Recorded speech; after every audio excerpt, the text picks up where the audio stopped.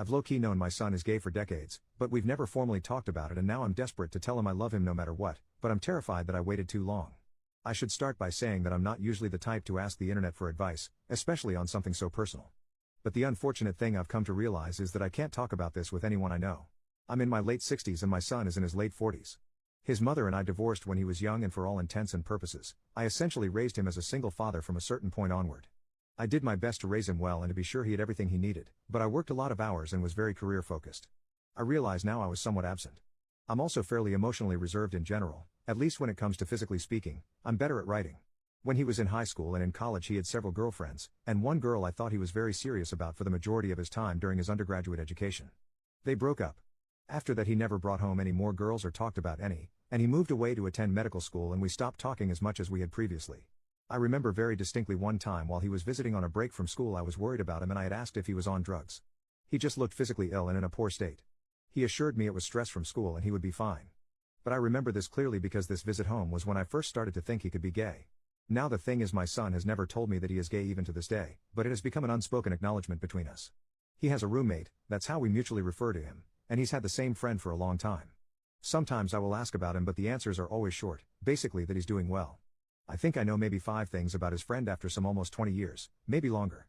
We speak on the phone occasionally as we live far away, and this is something we never discuss much if at all. Recently I've been doing a lot of thinking. I think I'm a poor father. Somewhere down the line I taught my son that we can't speak about who he is. I'll admit I'm not the most versed in this kind of lifestyle thing, but I don't want to be shut out from his life. I want to tell him that whatever this is he's perfectly fine in my book and I love him. I want to know him and his friend, but I don't know how to tell him or what to say. I'm not sure if I should say boyfriend, as again, he's never said anything to me about being gay. I've just pieced it together over time, so I'm not sure if that's what I should say. Should I just spontaneously bring this up with him? There never seems to be a good time to say what I'm thinking, and the topic seems too serious to send an email or very long text message. I'm not sure if a written mode of communication would be too informal or make it seem that I don't care. At that, I'm not sure where we should go from there. First update 1 week later. I'm thankful for all of the kind advice I received in regard to my first message here. After reading all of your words, I decided I would handwrite my son a letter and send it in the mail as we live across the country. In summary, I wrote about many things and the letter ended up being much longer than anticipated. I began by discussing some of my experiences with my father growing up in ways I realized I had treated my son similarly. I had wanted to do better than my father, who had moments where he could be cruel, but I failed to realize that being too reserved was also a problem, and I leaned too far in that direction. After his mother left, I was depressed and I didn't deal with that as well as I should have. I apologized for being absent at work and for being emotionally unavailable at times when he would have needed me the most. I mentioned I'd like to change that in the future, but it's still something that's hard for me to do, and I understand he may need his own space. Then I wrote about how even though I probably don't show it well, I do love him with my entire being. There's nothing he could do or be that can change that, and I'm proud of him for many things. I wrote that by extension I love whoever he loves, and his chosen family is family to me as well. All said and done, the letter was several pages long. Then I mailed it, and it was incredibly hard to wait. I decided to text him to let him know I had sent him a letter, as we don't typically write, and it seemed like something that warranted some warning in advance of its arrival so he wouldn't be entirely caught off guard by it. Then eventually, he sent me a text that he would like to call me at the end of the day. We spoke about everything in the letter. I learned that he had believed I viewed him as a burden, which was disheartening to me as I had always wanted to be a father since I was young, and I never saw him as being a burden, which I told him. We discussed his mother and the plethora of feelings surrounding her. This was a hard topic for me as I still have many unresolved feelings here, but I realized because of this I never explained to him everything that happened. I also learned that he was afraid to disappoint me, and that he had put a lot of effort into his career to make me proud of him, as he felt this was the way to impress me and that it would make up for his defects.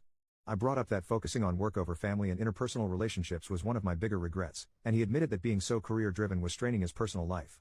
With everything going on at the moment, he also expressed that the medical profession was weighing on him, but he hadn't wanted to disappoint me by not being as emotionally strong as he thought I am. By this point in the conversation we had both said a lot of very emotional things. He brought up that he felt it was hard to talk to me because I don't make it clear what I'm thinking, and so he felt it was always easier to only discuss work or accomplishments with me and nothing personal. He felt it was easier to let his relationship be an unspoken understanding between us, as he felt I would be uncomfortable to know anything more. At this point I confirmed that his friend is in fact his partner.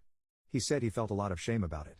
I told him I regretted not reaching out to him sooner, that I'm sorry that my lack of availability had created this distance between us, and that I'm always proud of him and not just for his career.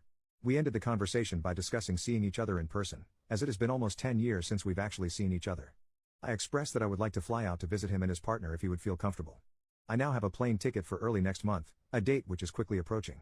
I am glad for all of the encouragement I received from this website. I have nothing but gratitude for all of your kind words. Once again I am asking for a little advice. I have never met his partner in person, nor have I ever spoken to him. He has been with my son for 2 decades at this point and likely knows my son better than I do. I would like to make a good impression with him. However, I don't know any gay couples, aside from them, and as was thankfully pointed out in my previous post here, I am not aware of all the proper ways to describe things as I incorrectly use the term lifestyle. I would like to be invited into their lives, so I wish to avoid offending either of them. Are there any suggestions of common things I should avoid saying to them? Perhaps I'm just nervous because this is coming up soon and I haven't seen my son in so long. Typing some of this out was helpful in and of itself. Second update. Hello wonderful individuals of the internet. Almost half a year ago I posted here about reconnecting with my estranged gay son, and I received the encouragement I needed to push me to do what I knew was the correct thing in my heart. Due to the contents of that letter and an ensuing phone call, my son invited me to fly out to see him and meet his partner of over 20 years. This was a terribly worrying time for me as I felt the ice was thin and I feared saying or doing the wrong thing would ruin what little connection we had forged. I went to visit them in early June and I am incredibly overjoyed to say that everything went very well. While there I had several emotionally tough conversations with my son, but I tried to listen from a place of wanting to understand and accepting that I have not always been the best father. While at times I felt incredibly hurt by what he had to say, it was mostly because I felt defensive and upset with myself that I had caused him to feel this way. I wasn't always sure how to respond, but it seemed that verbalizing that I felt this way and that I would need time to give him a proper and reasoned response to some of his comments, rather than a defensive one, was the right thing to do. I would then reflect on my own and give him the response he deserved from me. While there I also had a discussion with his partner, and I am glad that this man has been in my son's life. He is a truly good man, and he did say that he was cautious of me because of the past, but that he hoped we could all move forward from it. I also learned on this trip that they are foster parents and have also adopted 2 beautiful children. I did not meet them on this first trip. My son was worried that having kept this information from me would cause me to become upset, and I was sad to have put myself in a situation where I wasn't involved. But ultimately I can only feel tremendously happy. Soon after that trip I flew out to visit them again after we had all recovered from the first trip. And soon after that I flew out a third time. I am relieved to say that after those first trips it is almost as though there was never any time we were apart, and we have been talking every day. I have felt so much joy over being accepted back by my son, and for being accepted by his partner, and I am now working on selling my home and moving across the country to be nearer to them and my young grandchildren. This is a move they have welcomed and even suggested to me first. I had planned to write about my first trip, but it was quite an exhausting time for me. While it was absolutely necessary, it was also draining. After a time I forgot.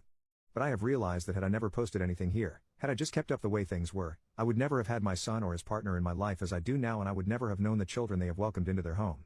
I only hope that moving forward I can live out my retirement watching my new, wonderful grandchildren grow into the bright people they will become. Nothing gives me more joy, and in part I have this place to thank for it. So thank you.